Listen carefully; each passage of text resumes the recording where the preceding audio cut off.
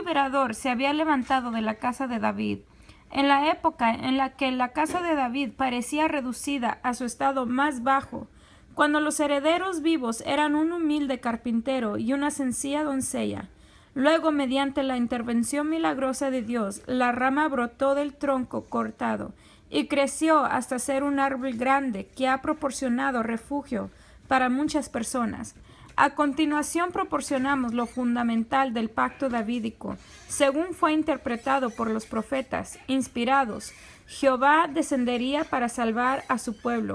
Habría entonces en la tierra un descendiente vivo de la familia davídica, por medio de quien Jehová libraría y luego gobernaría a su pueblo. El que Jesús era el hijo de David queda demostrado por el anuncio hecho a su nacimiento, por sus genealogías, Mateo 1 y Lucas 3.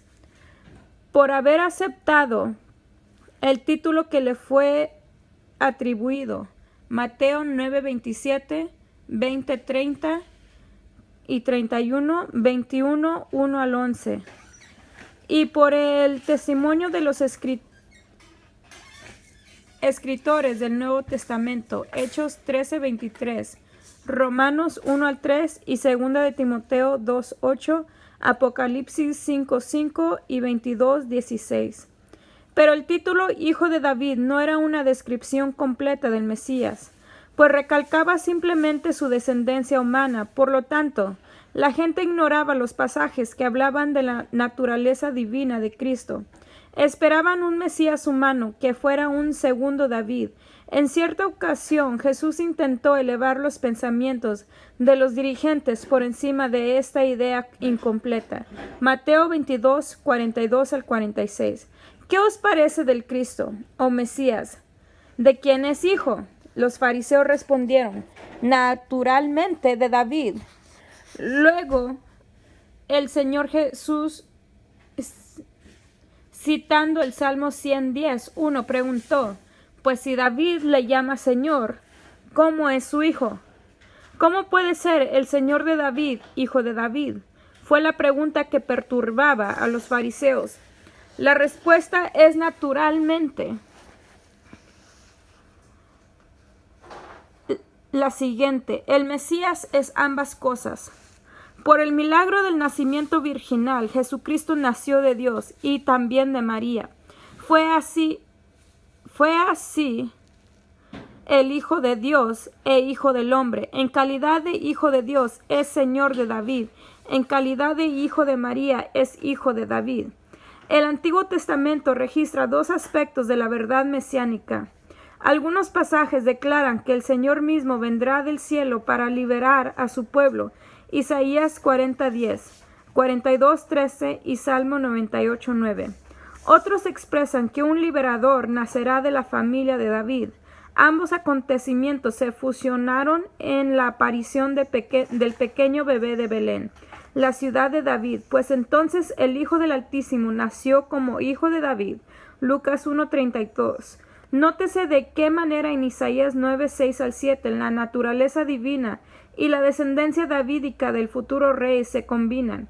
El título mencionado aquí, Padre Eterno, ha sido interpretado erróneamente por algunos que han deducido que no hay Trinidad y que Jesús es el Padre y el Padre es Jesús. Un conocimiento del idioma del Antiguo Testamento les podría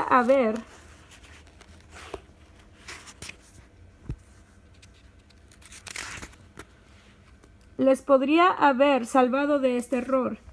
En aquellos días, un gobernante que regía con sabiduría y justicia era denominado Padre para su pueblo. De esta manera, el Señor, hablando por intermedio de Isaías, dice de un funcionario: y será padre al morador de Jerusalén y a la casa de Judá, y pondré la llave de la casa de David sobre su hombro. Isaías 22, 21 y 22. Nótese el parecido con Isaías 9, 6 y 7, y compare con Apocalipsis 3, 7. Este título fue aplicado a David, como lo demuestra la aclamación del pueblo durante la entrada triunfal. Bendito el reino de nuestro padre David que viene. Marcos 11:10. No querían dar a entender que David era su antepasado, pues no todos descendían de esa familia y naturalmente que no tenían idea alguna de llamarle Padre Celestial. Se describe a David como padre porque como rey, según el corazón de Dios, era el fundador verdadero del reino israelita. Saúl era un fracaso, agrandándolo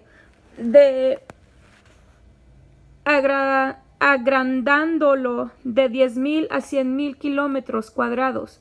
De igual manera se hace referencia con frecuencia a George Washington, dominándosele padre de la patria. El padre David era humano y murió. Su reino era terreno y con el tiempo se desintegró.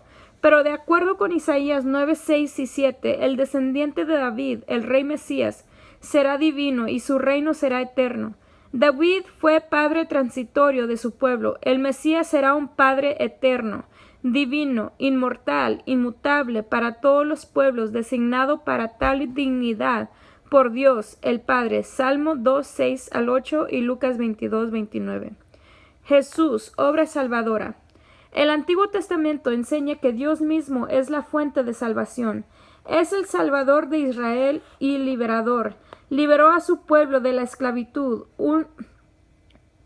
egipcia, y desde entonces en adelante Israel supo por experiencia que Él era un Salvador. Salmos 106, 21, Isaías 43, 3 y 11, 45, 15 y 22 y Jeremías 14, 8. Pero Dios procede por medio de agentes y por lo tanto leemos de que salvó a Israel por el misterioso ángel de su faz. Isaías 63, 9. Hubo épocas cuando se emplearon instrumentos humanos. Moisés fue enviado a liberar a Israel de la esclavitud. De vez en cuando surgieron jueces para socorrer a Israel. Pero cuando vino el cumplimiento del tiempo, Dios envió a su Hijo, nacido de mujer y nacido bajo la ley, para que redimiese a los que estaban bajo la ley, a fin de que recibiésemos la adopción de hijos. Gálatas 4:4. Al entrar en el mundo, el Redentor recibió el nombre expresivo de su misión suprema, y llamará su nombre Jesús, porque Él salvará a su pueblo de sus pecados. Mateo 1:21. Los primeros predicadores del Evangelio no necesitaban explicar a los judíos el significado del vocablo Salvador. Habían aprendido la lección ya de su propia historia. Hechos 3:26, 13:23. Los judíos entendieron que el mensaje del Evangelio significaba que así como Dios había enviado a Moisés para liberar a Israel de la esclavitud egipcia, así también había enviado a Jesús para liberar a su pueblo de sus pecados. Entendieron, pero se negaron a obedecer.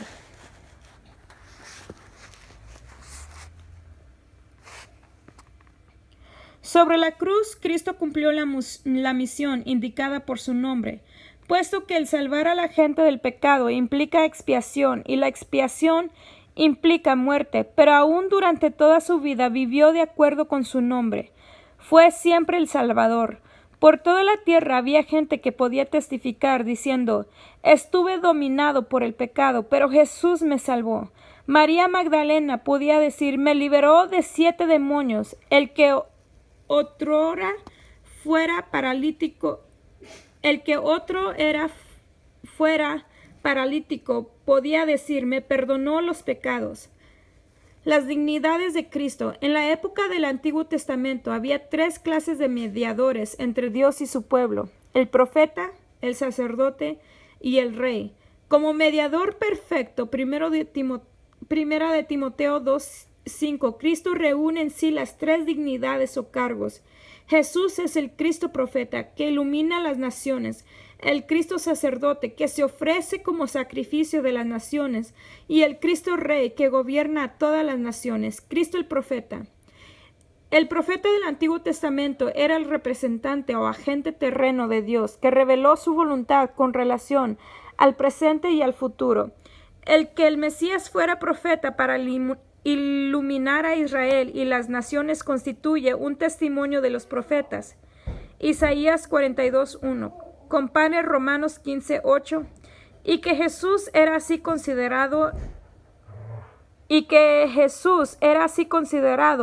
es el testimonio de los evangelios. Marcos 6:15, Juan 4:19, 6:14, 9:17, Marcos 6:4, 1:27. En calidad de profeta, Jesús hizo lo siguiente. Jesús predicó la salvación. Los profetas de Israel ejercieron el ministerio más importante en épocas de crisis. Cuando los gobernantes, los estadistas y los sacerdotes estaban confusos en lo que a juicio respecta y estaban impotentes para proceder, era entonces que surgía el profeta con autoridad divina y les proporcionaba la solución de sus dificultades, diciendo: este es el camino, andad en él. El Señor Jesucristo apareció en una época en que la nación judía se encontraba en un estado de intranquilidad causado por su anhelo de liberación nacional. Por medio de la predicación de Cristo, la nación se vio confrontada con una elección en lo que respecta a la forma de liberación. Guerra con Roma o paz con Dios. Escogieron incorrectamente y sufrieron las desastrosas consecuencias de la destrucción nacional. Lucas 19, 41 al 44.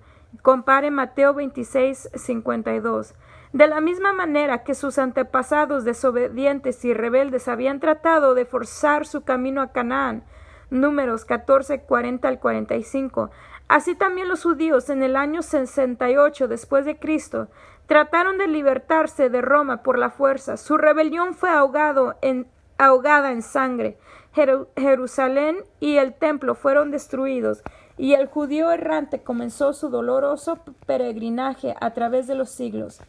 El Señor Jesucristo señaló la senda de escape del poder y culpabilidad del pecado, no solo para la nación, sino también para el individuo.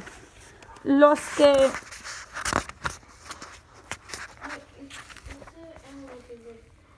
que llegaron con la pregunta ¿qué haremos para ser salvos?, recibieron instrucciones precisas, y en ellas figuraba siempre el mandamiento de seguirle. No solo señaló, sino que abrió la senda de la salvación por su muerte en la cruz. Jesús anunció el reino. Todos los profetas se refirieron a una época en que la humanidad debía quedar bajo el cetro de la ley de Dios, una condición y estado de cosas conocido con el nombre de reino de Dios. Este fue un tema sobresaliente en la predicación de nuestro Señor. Arrepentíos porque el reino de los cielos se ha acercado. Mateo 4:17. Amplió la información con respecto a este tema al describir la naturaleza del reino, sus miembros, condiciones para entrar en él, su historia espiritual después de su ascensión. Mateo 13. Y la forma de su establecimiento en la tierra.